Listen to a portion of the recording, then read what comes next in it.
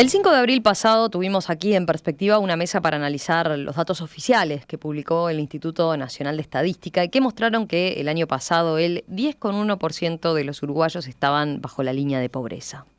Buscamos darle contexto y también rostro a esas cifras, pero quedaron varias puntas para seguir profundizando.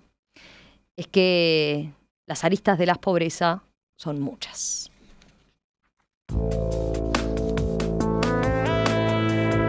Por ejemplo, a partir de los microdatos más finos que hizo públicos luego el INE, ¿cuántas de esas personas pobres tiene trabajo? ¿Y en qué trabajan? ¿Cuántos estudian, por ejemplo? ¿Cuántos no hacen nada?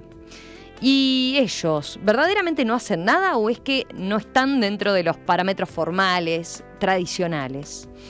Podemos también dar un paso más y no hablar solamente de pobreza, sino de fragmentación social. Es que, de nuevo, las aristas son muchas. Bueno, para charlarlo invitamos a dos de los mismos participantes de la mesa anterior, la doctora en Sociología Verónica Filardo, que es profesora titular del Departamento de Sociología de la Facultad de Ciencias Sociales de la Universidad de la República. Verónica es además coautora del libro Detrás de la línea de pobreza, la vida en los barrios populares de Montevideo. Verónica, buenos días de vuelta, bienvenida. Buenos días, muchas gracias. Encantadísima de participar. Y está con nosotros John Díaz, educador, coordinador del proyecto Minga de Salesianos, que también estuvo con nosotros el otro día. John, bienvenido nuevamente, gracias. No, gracias a ustedes por la invitación, un placer compartir. Y hoy sumamos otra voz, sumamos además hoy a Lourdes Muiños, que es creadora y responsable del merendero Nuestra Fe en el barrio Villa Aeroparque, cerca ahí del aeropuerto de Carrasco, que ha participado en otra oportunidad en una mesa aquí en Perspectiva. Lourdes, bienvenida, un gusto tenerte por acá también. Buenos días, muchas gracias. Lourdes, capaz que podemos empezar presentándote, porque en la primera edición de la mesa ya hicimos una presentación de en qué trabaja cada uno, de cómo se para ante este tema, pero dado que tú no estuviste el otro día, Lourdes, capaz que podemos empezar introduciendo, por ejemplo, el merendero Nuestra Fe. ¿Cuándo surgió? ¿A cuántas personas atiende hoy en día? ¿A quiénes atiende? Bueno, el merendero va a ser 4 años, ahora el 16 de junio, y ahora atendemos solamente niños. Tengo 65 niños. Surgió en plena pandemia, ¿no? Un poquito antes. Antes de la pandemia. Antes de la pandemia. Y yo decía acá, fuera de micrófonos, vos en el merendero haces todo, ¿no? Sí, Le preparás la merienda, la comida. A los niños recaudás fondos, vendés ropa para recaudar fondos. Multifuncional. Sí, se hace la merienda y cena de lunes a jueves. Después recaudamos ropa, que se hacen ventas en vivo en Facebook, cosa que nosotros recaudamos para los gastos, que es fletes, el tema de insumos que a veces no nos llegan, el tema de verduras, el pago de luz, el de agua, el de Antel, muchas cosas. Uh-huh. Ahí tienen apoyo, reciben cosas del MIDES, pero no te cubre suficientemente. No, de la Intendencia, cada 2 meses, Intendencia Canelones, cada 2 meses, que la leche, el azúcar, la cocoa y la harina. ¿Solo de la Intendencia? Solamente la Intendencia. El MIDES me lo aprobó, pero todavía no tenemos día y hora de entrega. Uh-huh. Después... O sea que básicamente ahí lo cubren entonces con lo que son donaciones de lo que consigas. Sí, de lo que consiga. Después tenemos el barrio La Tabona, que nos consigue el tema de la ropa, de los insumos que podemos precisar a veces. Después el gas, que también con el beneficio del 50% de las cédulas de las mamás que les pido, compramos el gas también a base de esas ventas que tenemos. Así que todo ahí a pulmón, muy a pulmón, ¿no? Y estas ventas que decís que hacen, o sea, las organizás vos y las... Sí, lo hago viernes, que no hago merendero, y domingo. ¿Cuántas horas te lleva por día de tu trabajo? Y el merendero empiezo de las 8:30 de la mañana, descansamos a las 12 y después arranco a las 2 hasta las 9:30 de la noche, 10. ¿Vos vivís ahí también, en el barrio? Sí, vivo al fondo del merendero. Bueno, el merendero es mi casa. ¿Siempre viviste ahí? No, viví acá en Montevideo. Uh-huh.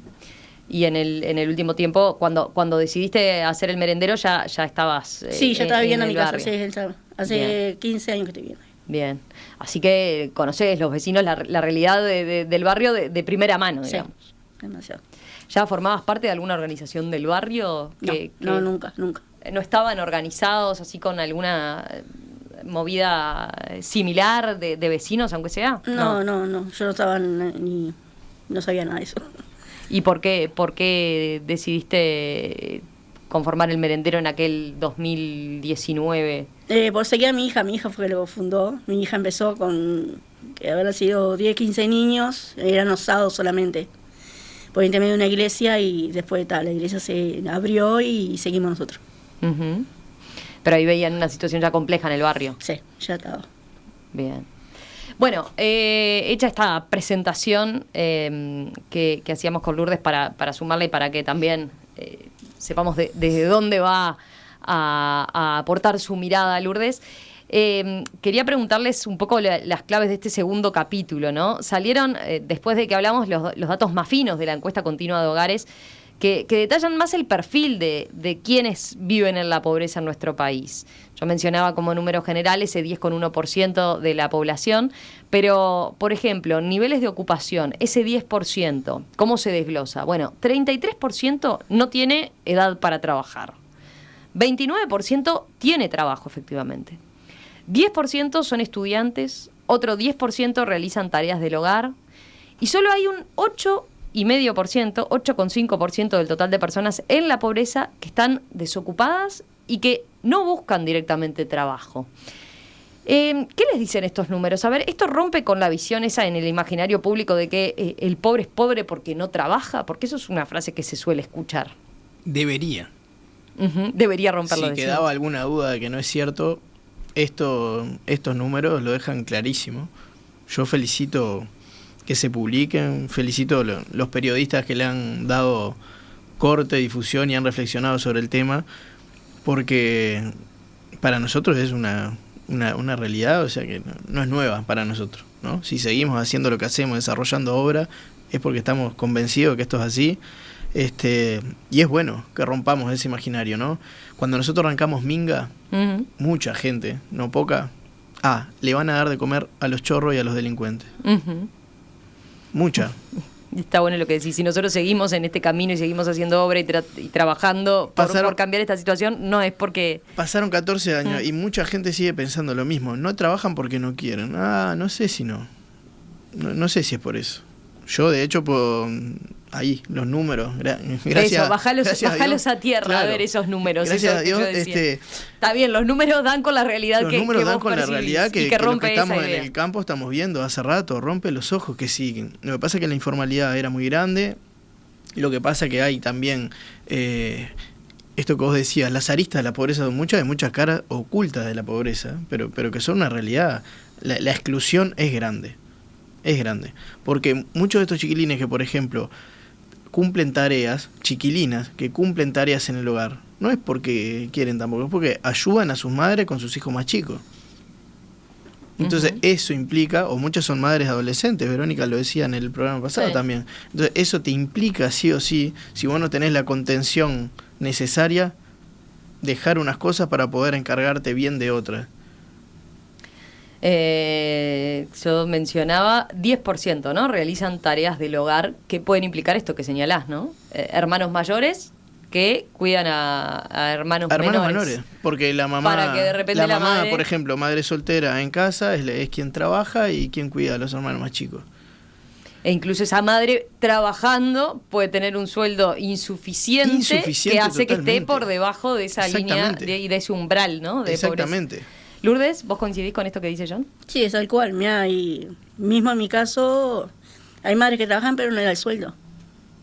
Alquiler, primero que nada, luz, y después vestir a los niños o lo que sea, no le da. ¿Y a dónde van? A donde hay una olla popular o un merendero. Con eso es la forma de sobrevivir sí, a fin de mes.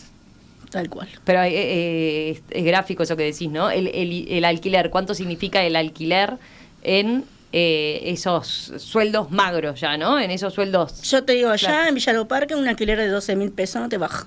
¿No baja de 12.000 pesos?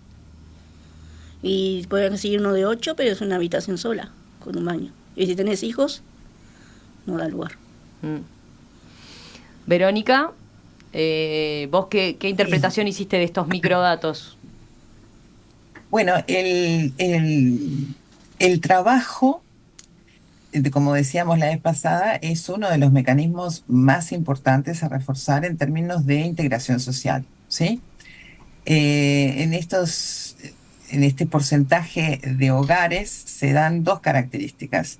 En primer lugar, la tasa de dependencia es muy alta. Esto significa las personas que no perciben ingresos porque son menores, en general son hogares que tienen un número de hijos mayor que el resto de la sociedad, digamos, y por lo tanto la tasa de dependencia se incrementa.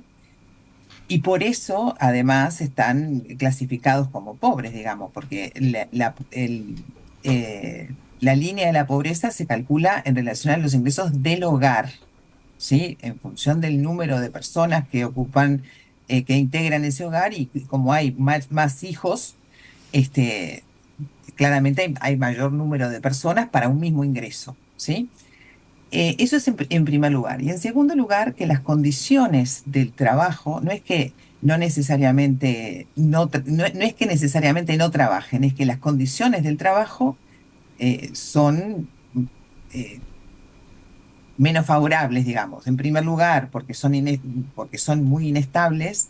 En segundo lugar, porque ganan menos. En tercer lugar, porque probablemente las condiciones de trabajo no sean favorables, y eso también dificulta la continuidad en el trabajo, ¿sí?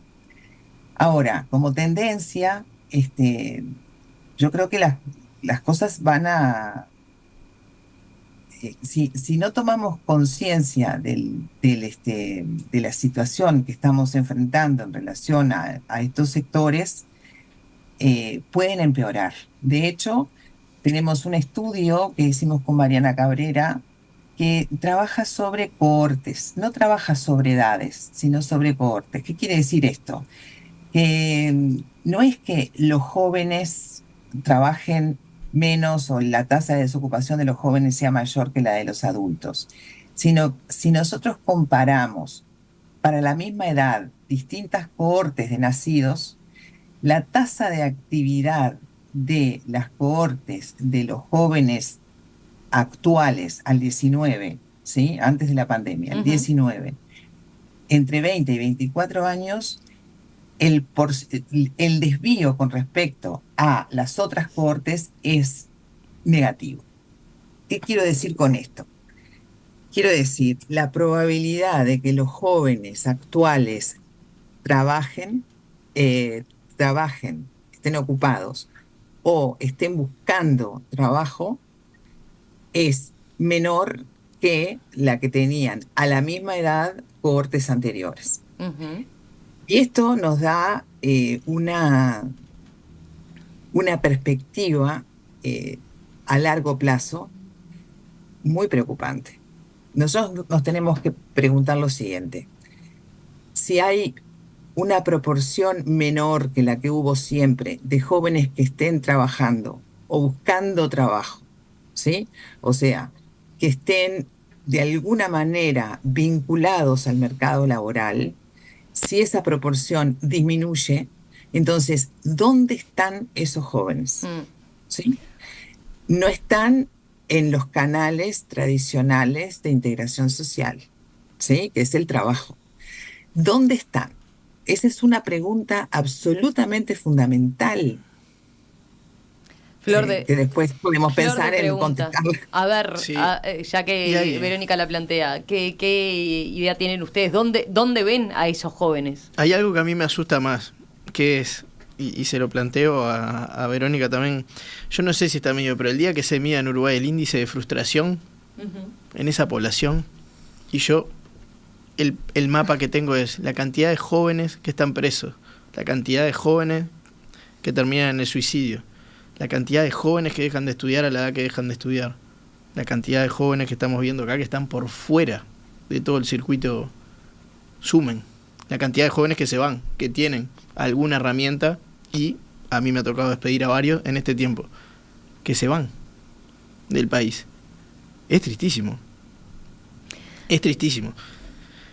Cuando nosotros... Vos lo que decís ahí, perdón, si interpreto bien, cuando Verónica dice, ¿dónde están esos jóvenes antes de llegar a esos lugares o esas salidas que vos señalás? Capaz que hubo un joven que buscó trabajo, por ejemplo, y se frustró rotundamente. Por supuesto, por supuesto. La mayoría. Yo puedo hablar de mi experiencia en Minga, ¿no? Nosotros priorizamos de verdad que sean felices, primero, antes de que vuelvan a estudiar, porque no es que ese niño no está siendo consciente desde que tiene 8 o 9 años de lo que sufre su madre, de lo que sufre su entorno, de las cosas que pasan en su barrio, de todo lo que le falta.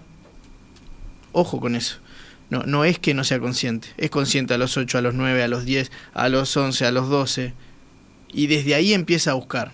Desde ahí empieza a buscarle la vuelta y no se la encuentra, y no se la encuentra, y no se la encuentra. Por eso decirlo de priorizamos que sea feliz. Sí, sin duda. Porque además mientras que feliz, tiene una esperanza, ¿no? Por superar algo de esas barreras que tiene. Niños que no tienen risa.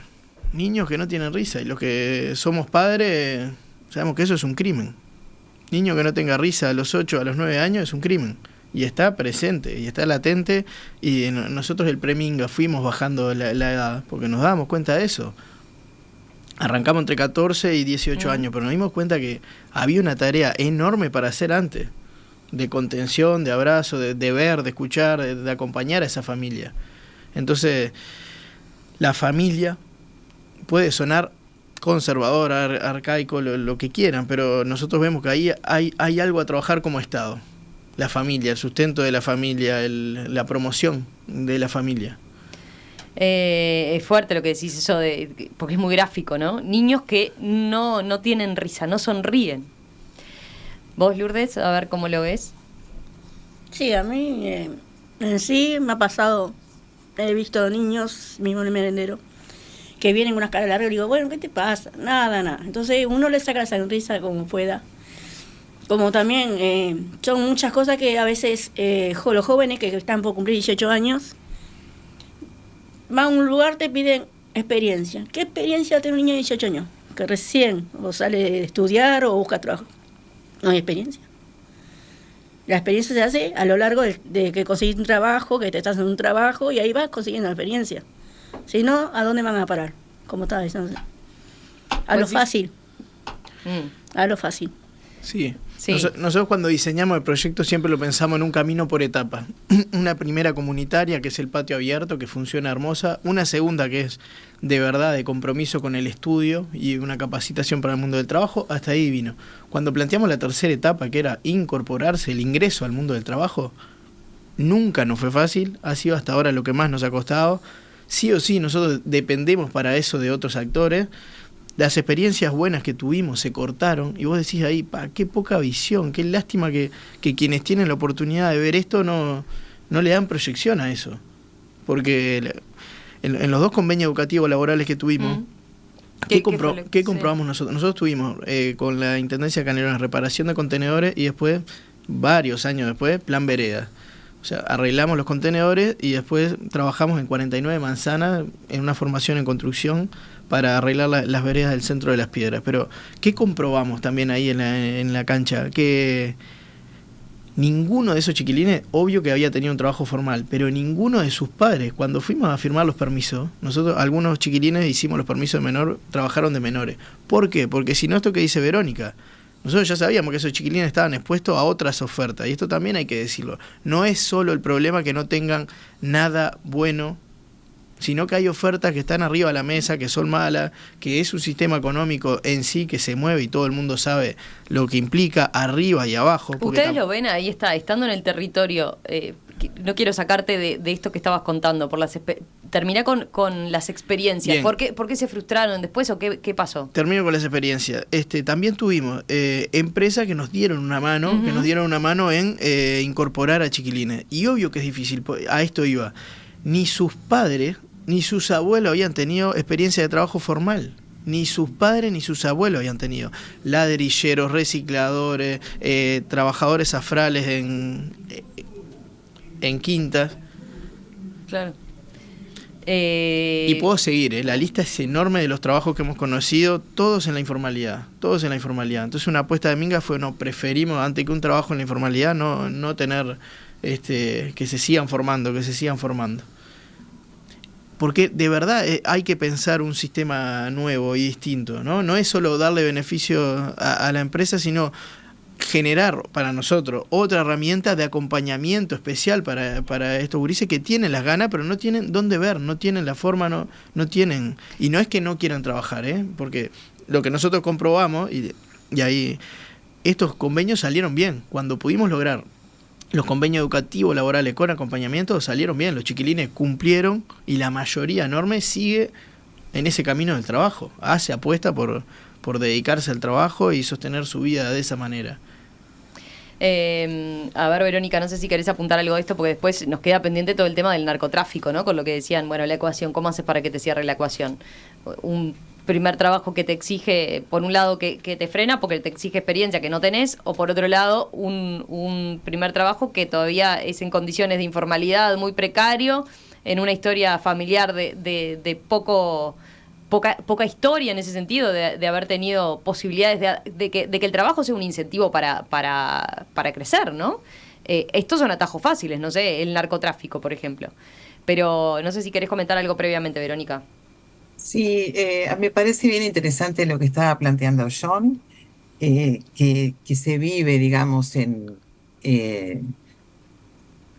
el trabajo en terreno, en el conocimiento de lo que sucede en estos barrios, y en el proceso de estos jóvenes, ¿no? Que bueno, que de alguna manera tienen pocos estímulos, porque les resulta difícil, porque las condiciones no son favorables, porque ellos mismos no tienen capitales suficientes, eh, ni educativos, ni relacionales, para el acceso a trabajos mejores, y simultáneamente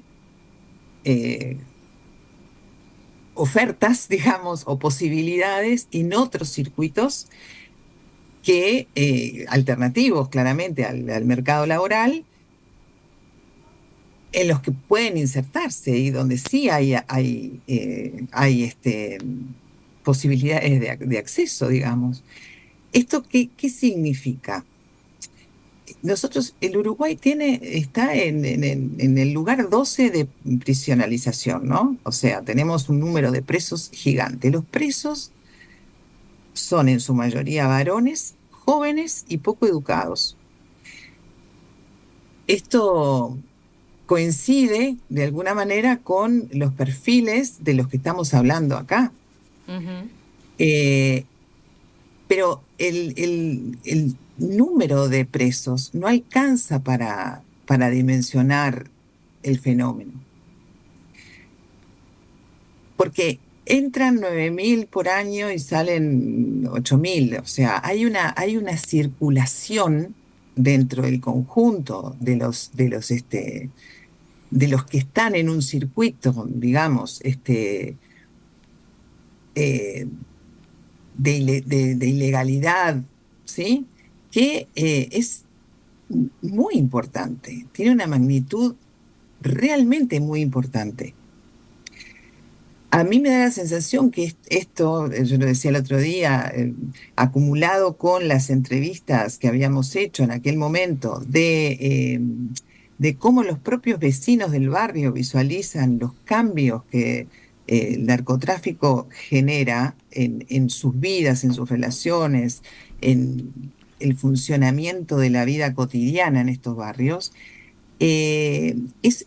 tiene necesariamente consecuencias para el país que tienen que ser vistas más allá, digamos, del Ministerio del Interior. Tiene consecuencias económicas, de viabilidad. Si nosotros estamos previendo que a largo plazo los jóvenes van a trabajar menos, van a tener una tasa de actividad menor que los jóvenes de otras generaciones, de otras cohortes de nacidos, Esto tiene hasta consecuencias para la seguridad social, digamos, ¿no? Ujú. Tiene consecuencias del mercado de trabajo y de la integración o de la fragmentación social, porque no es cierto que la gente que, podemos decir, no está en el mercado de trabajo, está desintegrada. Está integrada en otros circuitos. Y estos otros circuitos no aseguran, o sea, generan muchísimos riesgos, entre otros la propia vida, lo que nosotros tenemos como dato, que es la cantidad de asesinatos que ocurren por semana. Estamos est- permanentemente visualizando esta información. Eh, yo vuelvo a decir, y son en general varones jóvenes y poco educados o de algunos barrios determinados. Esto implica eh, que tenemos que darnos un espacio para mirar esto mucho más allá del Ministerio del Interior. No Eh, son solo homicidios, a Sí, eso sí, sí, me sí, sí, refiero, sí. ¿no? Sí, sí, por supuesto. ¿Quieren agregar algo más a ese punto que está introduciendo Verónica de, bueno, ya pensando en los enfoques, ¿no? Sí, tendemos a mirar homicidios, Ministerio del Interior. Está claro, cada vez se habla un poco más de una mirada más amplia. Pero ¿cuánto más amplia tiene que ser? Sí, nosotros A ver. insistimos en esto que es lo preventivo, ¿no? Porque hay dones también. Lo más triste de todo esto, en que en esos jóvenes que terminan ahí, hay grandes artistas, hay, de verdad. O sea, nuestro estímulo permanente para seguir, y el mío particular, fue eso, encontrar un chiquilín que de la miseria más grande quería dedicarse a pintar y lo logró y lo hizo. Una chiquilina que contra todo, con un machismo enorme, quería jugar al fútbol y está en España jugando al fútbol. Un chiquilín que descubre que en la danza es su terapia y saca todos los problemas que tenía bailando y sigue adelante. Y puedo seguir, pero con cientos, con miles puedo seguir. Porque por Minga ya en estos 14 años pasaron 1000 gurises. Entonces, eso es lo más triste, eso es lo que estamos hipotecando. Con la Fundación Esperanza Joven, que es el brazo legal y recaudador de la obra, nos pusimos como un lema, ¿no? Construyendo futuro para los jóvenes de hoy. Es hoy el problema. Es hoy.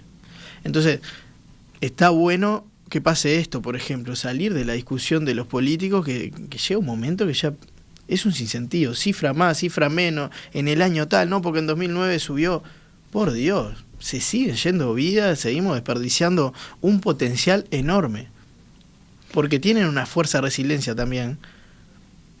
Hay que estar en esos lugares, hay que estar. Mirá que mi compromiso, y esto sí es bien personal, es de admirar la fortaleza que tienen algunos chiquilines, algunas chiquilinas. Hay que estar ahí en esos lugares, sí, sí. Y salir. Yo siempre tuve padre y madre que me apoyó en todos los errores que cometí en mi vida, tuve un padre y una madre que me dieron una mano, ¿viste? Yo sé que hay cientos que no lo tienen. No lo tienen. Hay que, de verdad, creo que nos falta trabajo de empatía, ¿viste? Esto, lo bueno que salgan estos datos es, bien, señor, si usted pensaba que le estábamos dando de comer a los chorros, yo le cuento de 14 años que en esos chorros que usted decía hay universitarios, hay trabajadores, hay chiquilines que ya se han ido a Europa y están haciendo su vida de familia ahí, hay chiquilines que tuvieron 3, 4 trabajos, en cada uno les fue bien y siguen buscándola. Enseguida continuamos en esta segunda edición de esta mesa que tiene como objetivo retomar el tema de la pobreza con la idea de eso, de bajar a tierra las cifras frías que se publican siempre a esta altura del año, darles contexto, darle también rostro. Recién veíamos, bueno, qué hacen quienes ni trabajan ni estudian, qué hacen las personas que viven en la pobreza.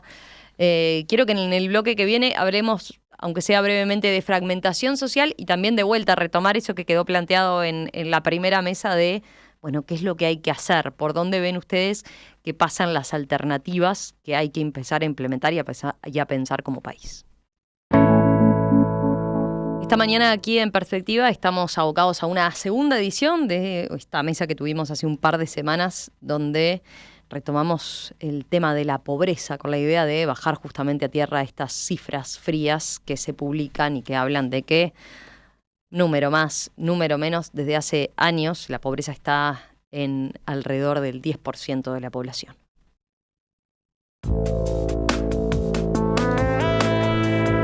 Estamos conversando esta mañana con Lourdes Muñoz, que es creadora y responsable del merendero Nuestra Fe, allí en la zona del aeropuerto de Carrasco.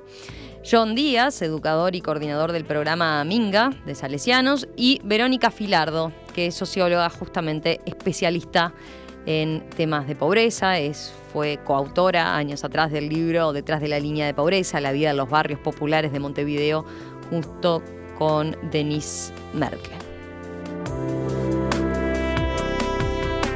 Tengo algunos mensajes, simplemente los comparto rápidamente con ustedes, más allá de saludos y felicitaciones por la obra que John y que Lourdes llevan adelante. Marcos plantea, bueno, y si hacemos el cálculo de cuánto sale atender un preso por día, se recuperan y vuelven a la sociedad, ¿cuánto cuesta una beca estudiantil amplia, desde inicial hasta recibirse de una profesión, por ejemplo? ¿Se puede medir económicamente eso y socialmente y comparar? Después, a ver algunos otros comentarios. ¿Qué más? Hay quien plantea, bueno, que cuando hablábamos de los empleos, ¿no? ¿A qué empleos pueden entrar? ¿Cuánto se les paga? Lourdes daba una idea ahí, ¿no? Por ejemplo, haciendo la relación con el alquiler.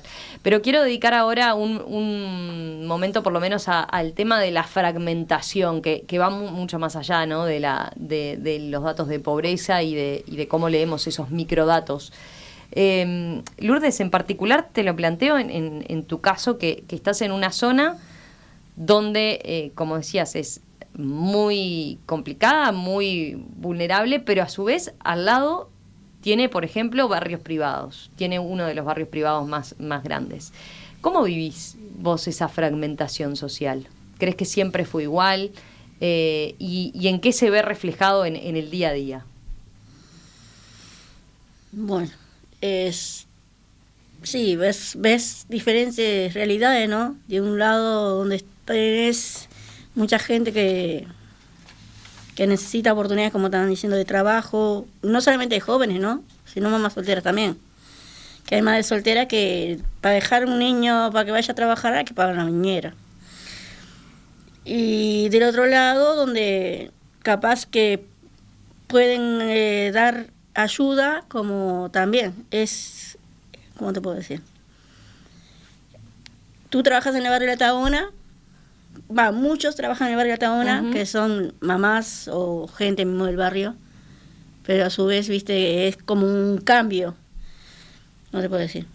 Bueno, yo ahora, mira, yo te voy a explicar. Ahora nosotros vamos a hacer con el colegio de Tomás ahí de Altaona, vamos a hacer una inclusión de niños, uh-huh, que van a ir niños del colegio a dar apoyos a los niños del merendero, y a su vez ellos van a recibir la merienda, van a ir ellos a almorzar con ellos, como los niños de nosotros del merendero van a ir al colegio. Entonces eso es lo que vamos a hacer nosotros en ese entorno, de que niños sean iguales que niños, que no haya esa clase social. Buenísimo. Entonces para que ellos no se sientan excluidos, claro, porque él tiene más clase social o más plata que nosotros, no. Es todos los niños iguales. ¿Faltan espacios así de interacción entre diferentes clases sociales? ¿Lo Sí. ven como algo más grave? Mira, te voy a poner un ejemplo. Una pelea grande que tuve con un comercio grande de Las Piedras. Una vez terminaron unos guardias de seguridad, no solo hablándole mal, sino hasta golpeando a unos chiquilines, que usaban de espejo. Pasaban por el comercio y lo usaban de espejo. El vidrio era precioso y lo usaban de espejo. Yo sabía que eso era cierto porque nosotros en ese momento en Minga íbamos al gimnasio 2 veces por semana de noche, ¿no? Y parábamos siempre y bobeábamos ahí. Me están mirando para robarme y... Nada que ver. Nada que ver. Pongo un ejemplo muy capaz que suena burdísimo, pero... y tonto, pero en esas cosas pequeñísimas. Otra es, me venden algo que yo no voy a poder tener nunca. Y en eso los estados son hasta perversos, me animo a decir. A ver. Porque hay promoción de cosas, que vos ya sabés que hay un montón de... O sea, el culpable es él porque lo quiere, ¿no? Vos que sabés que no lo va a poder tener nunca y se lo ponés, y se lo ponés, y se lo mostrás, y se lo mostrás, y se lo vendés como que es lo mejor. Nosotros, mingas, se imaginarán que tenemos un trabajo, mirá, no me vas a ver nunca ni con nada que brille, con nada de marca, porque fue algo personal que entendí que era una tarea también. No es por ahí, no es por ahí. Yo sé que todo te lleva a querer eso, pero tenemos otras luchas que son mucho antes de llegar ahí. Y ojalá que podamos también vestirnos igual y todo, pero lamentablemente no vamos a poder. Entonces es importante poner eso, nada, no hay misterio en eso, todos sabemos. Hay que apoyar mucho más todas estas iniciativas de unión. Nosotros tenemos experiencias muy lindas. Por ejemplo, recibimos una mano en esto que decía Lourdes también de juntarse, ¿no? Colegio seminario, los horneros vienen a Minga y somos de congregaciones diferentes y hacemos jornadas hermosas de trabajo compartido de ellos, y también almorzamos o desayunamos con los niños de Preminga. Hubo unos campamentos de trabajo de la parroquia San José de la Montaña, donde también terminamos celebrando una misa juntos, todos los gurises de Minga, ellos compartimos los trabajos también. Voluntariado también de Salesiano, que hay gente de Juan 23 que viene y se pone a la par, de igual a igual. Eso es muy importante. Yo creo que ahí también falta estímulo para todo eso. Nosotros lo hacemos con un cariño enorme, pero qué bueno sería si tuviéramos de verdad el apoyo para sostenerlo y demás. Y se puede poner números. El otro día en una entrevista yo decía un número, $10.000 cuesta sostener. Y claro, para el Estado no es nada. Gente que sabe me dice, pero no es nada eso. A nosotros nos cuesta un montón lo que pasa, ¿no? Porque no damos más de todos los días ir a buscar. Es un desgaste. Ojalá pudiéramos toda esa fuerza ponerla en lo que ya estamos haciendo bien, que es lo pedagógico y lo preventivo. Porque Verónica lo decía, pero hay barrios. Los números son claros hace años, no de ahora también. ¿Qué más precisamos para saber que la mayoría de algunos chiquilines van a terminar donde van a terminar si no nos ponemos a hacer de todo? Y respuestas nuevas, eso también es muy importante. Ahora quiero hablar de las respuestas y de esas respuestas nuevas, a ver cuál pueden ser. Pero Verónica, ¿algún comentario tuyo sobre el tema fragmentación social como tal? No, sí, la fragmentación tiene que ver con esto de que cada vez estamos más distantes. Y esto significa compartimos poco y nos reconocemos poco. Estas experiencias que estaban hablando, tanto Lourdes como John, de vincular, buscar espacios comunes de unos niños que provienen de unas posiciones en la estructura social y otros niños que están en otras, buscan de alguna manera eso, ¿no? Que seamos capaces de reconocer al otro. Y con el reconocer, estoy hablando del reconocimiento de su realidad, de disminuir las barreras, decía Lourdes, bueno, somos todos iguales, de intercambiar, de buscar espacios de interacción al menos, ¿sí? Porque si no generamos esos espacios, es muy poco probable que esa interacción ocurra. Y entonces, como esa interacción no ocurre, entonces generan también estigmas o ideas del otro que pueden ser prejuiciosas, como también contaba John. Ahora, la existencia de estos espacios, la pregunta es si son, primero, lo suficientes los espacios. Sí. Y esas interacciones puntuales de estas ocasiones en que nos juntamos logran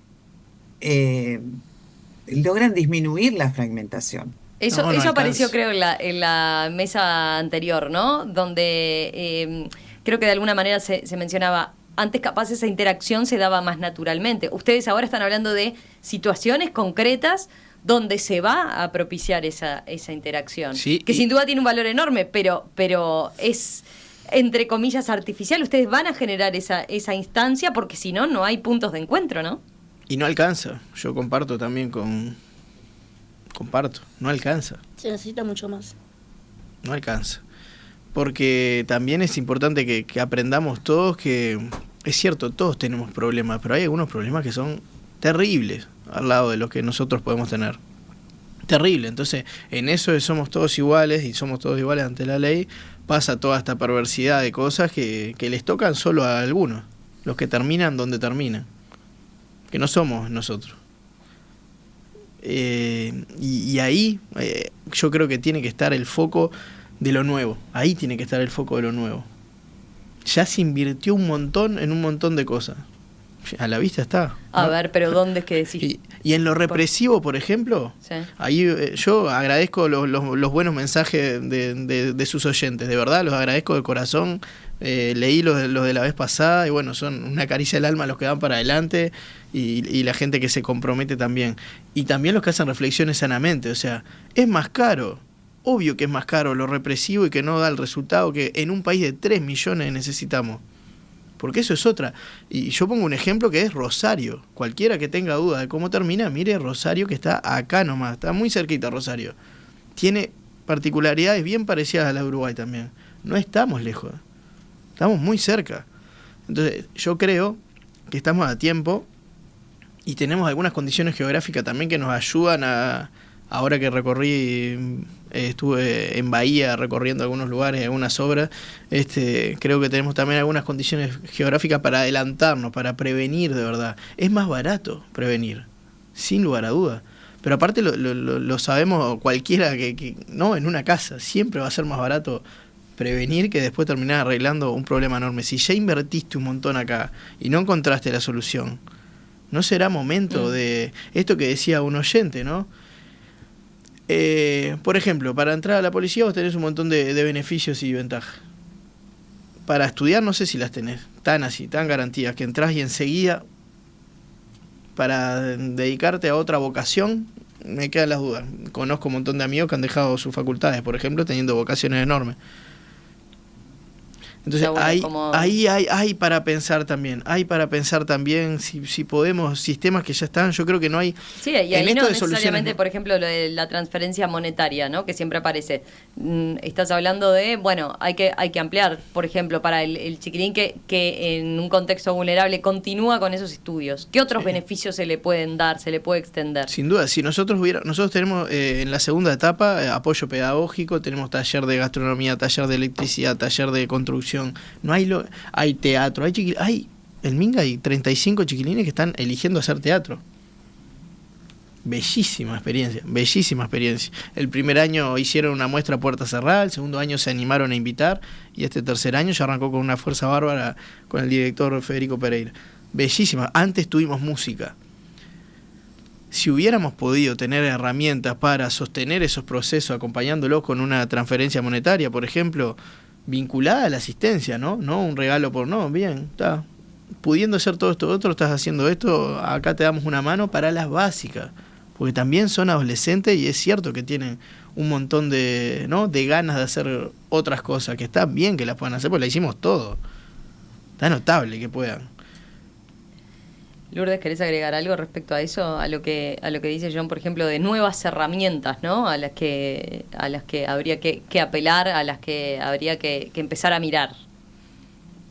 Sí, el tema también de la locomoción, ¿no? Porque en el lado de nosotros es todo acá Montevideo. O de otros lados, pero si vos no tenés cómo moverte, es lo mismo que la nada que quedarte allá en el barrio. Perfecto, es como una realidad concreta que estás planteando. Porque ¿a dónde vas? A ningún lado, no sé, no tengo plata para el boleto, ¿dónde voy? A Montevideo a estudiar. Entonces todo un coso, o es becarlos, siguiendo el estudio, siguiendo lo que ellos quieran hacer y ayudarlos en el tema del transporte. Sí, nosotros también priorizamos esto, el tema de la vivienda. Creemos que en nuestro planteo, no estamos haciendo una ronda con precandidatos. Nuestro planteo es claro, se podría apoyar monetariamente este tipo de iniciativas, por ejemplo, Lourdes, ¿no? Para no ser autorreferencial, si ya logró, si ya tiene un número de chiquilines, tiene gente que lo apoya. Sí, yo, mira, para ubicar la personal jurídica me piden un dineral. Y tiene que ser 20 personas y habiendo 2 que somos nosotros 2. Es todo, ¿viste? Como para formalizar, darle más formalización al merendero y que, entre otras cosas, recibas más beneficios. Eso implica, ya solo eso, implica una cantidad de tiempo y de personas... Personalidad jurídica que no sale nada barato y habiendo 2 personas más trabajando. Entonces todo una burocracia, como digo. Sí, si el Estado en vez de burocratizar, ¿no? Apoyara y fiscalizara también, yo estoy totalmente a favor de fiscalizar cada fondo que va a donde vaya. Las obras que están en territorio, del ya Estado, encaminadas, seguro. que dan resultado, que están atendiendo a una población, vos decís, ahí lo que en todo caso hay que poner Pero es que aparte el foco ya, ahí, poner el aporte ahí, y en todo caso, y ahí sí supervisar. Es que ya pasa, por ejemplo, hay un mega evento y tiene apoyo de, y ese apoyo que es logístico, económico. Ahora, a lo que estamos todos los días haciendo que un montón de gurizada no caiga en la mala, le busque la vuelta, le encuentre una salida, no, por H o por B siempre es imposible lograr. Para algunas cosas sí, para otras no. Lo que nosotros decimos es si nos sentamos en una mesa a conversar, pero las horas que sea, a ver si es tan inviable. Comparto también que no hay que caer solo en el Ministerio del Interior. El Ministerio de Desarrollo podría apoyar estas obras directamente, y porque tiene que ser una visión de desarrollo de nación que tenemos. Tenemos una cantidad enorme de jóvenes condenados. Verónica, ¿cómo ves esto que han planteado ellos más desde el terreno? ¿Qué dice también la experiencia a nivel académico de otros instrumentos que se puedan analizar, que esté medido, que en otras partes del mundo han dado resultado? Ya, yo, en relación a lo que estaban diciendo mis compañeros, creo que hay una cuestión que le estamos diciendo siempre, como a la opinión pública o a la sociedad. Bueno, hay que bajar un poco los decibeles con respecto a la condena que hacemos a la gente pobre o a la pobreza, en esa pobreza que no sabemos muy bien cómo definir y la cargamos con cosas feas. Pero eso, y que de alguna manera, bueno, estos datos que ustedes presentan pretende cambiar esos imaginarios, ¿no? Pongámosle. Yo creo que en realidad faltan estudios o una preocupación por entender también desde el sistema político y sobre aquellos que tienen la responsabilidad de diseñar programas sociales dirigidos a esta población, de entender por qué la gente hace lo que hace. Esto implica entender qué es lo que se valora, cómo se vive, dónde están las redes, dónde están los intercambios simbólicos, dónde está el sentir, las dificultades, las estrategias de sobrevivencia, porque es muy difícil diseñar programas sin tener claro cómo se vive en esas condiciones y cómo la gente digamos, juega con ellas, ¿no? Va desarrollando, desplegando estrategias en relación a esas condiciones con las que les toca vivir.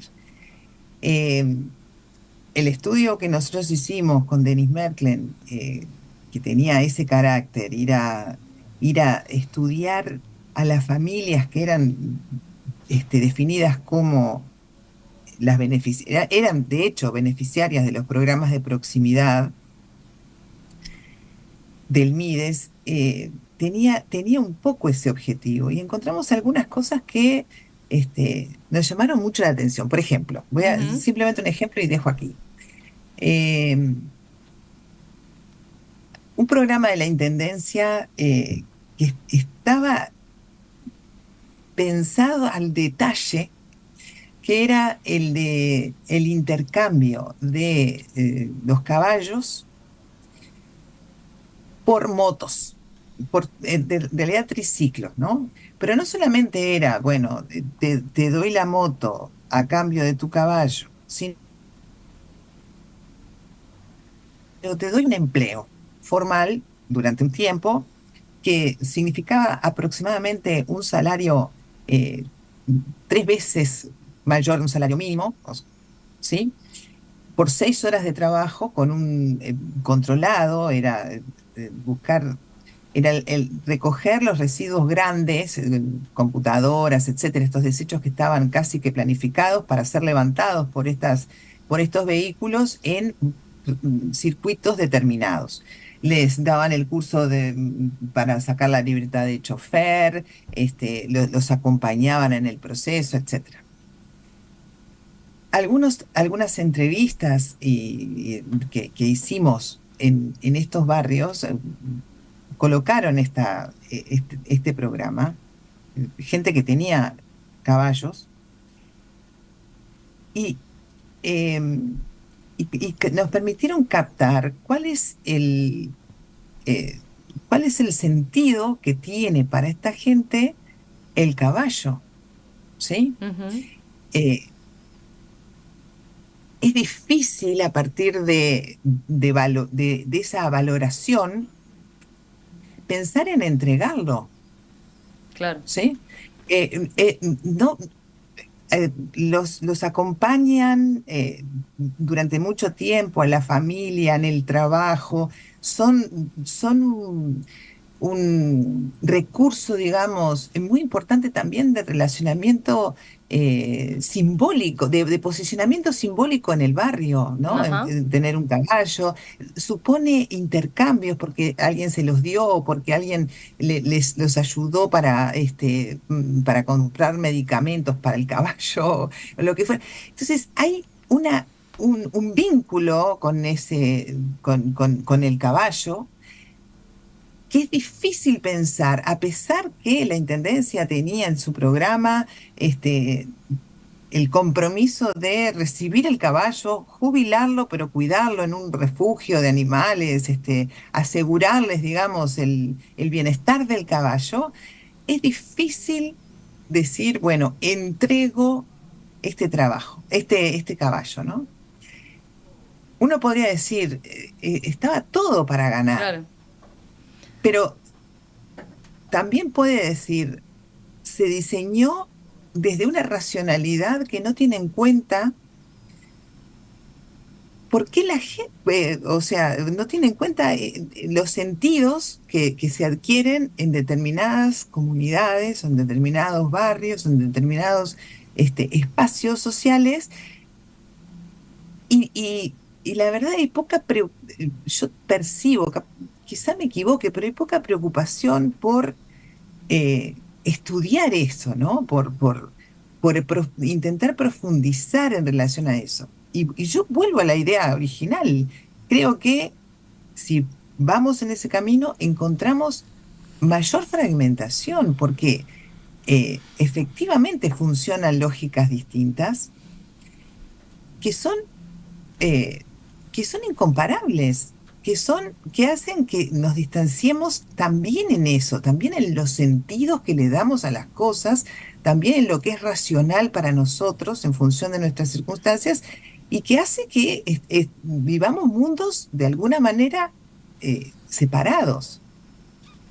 Qué simbólico el ejemplo que utilizaste, ¿no? Por eso que yo preguntaba, o sea, ni hablar de extrapolar políticas, o sea, acá lo que decís es falta conocer mucho más en general esas realidades pequeñas, chiquitas, como lo que decía Lourdes, ¿no?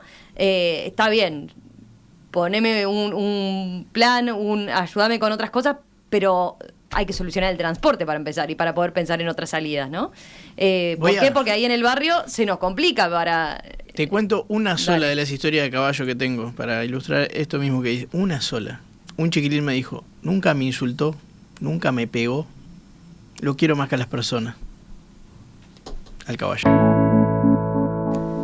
Bueno, tenemos que cerrar, pero la verdad que gracias, gracias a los tres de vuelta por este aporte más concreto sobre estas cifras. Verónica Filardo, John Díaz, Lourdes Muñoz, gracias. Y la seguimos en cualquier momento. Quiero pedirles a John y a Lourdes que, a ver, hay varios oyentes que remarcan, bueno, ¿y cómo se puede colaborar con las dos obras? Pasen un avisito y después dejamos los datos también en la nota, si se quieren sumar. Bueno, en el WhatsApp se pueden escribir al 096-685-584. Si no, por Instagram, Merendero Nuestra Fe, ahí le damos toda la info. Perfecto, ahí Bien. tienen todos los detalles. Fundacionesperanzajoven.org es la página de la fundación, y después si buscan Proyecto Minga en Instagram, en Facebook también están las vías ahí de comunicación. Hay un número de la fundación que no me la acuerdo nunca, pero nada, está ahí bastante visible. fundacionesperanzajoven.org. Nosotros tenemos colaboradores mensuales por tarjeta, gente, empresas en fin, un montón de gente buena que venga del palo que venga, se junta y entiende que está bueno apostar una obra como Minga. Así que agradecido siempre. Lourdes, vos también tenés de todo. De todo. Ahí en el mismo... ¿Qué necesitan así? ¿Cuál es lo más básico? Lo más básico, comestibles en todo en general y ropa para nosotros poder hacer la venta económica. ¿Se había roto la tele, puede ser? Se nos rompió la tele. ¿Y qué rol tenía la tele ahí? Las luces LED. Las luces LED, que eso es... Pero en la televisión de los niños, donde ellos miran televisión cuando van a cenar, cuando van a merendar. Hacemos cine también nosotros ahí, así que es muy fundamental eso. Bueno, ahí queda pasado el aviso entonces. Bueno, muchas gracias. Un abrazo para los dos. Verónica, gracias de vuelta.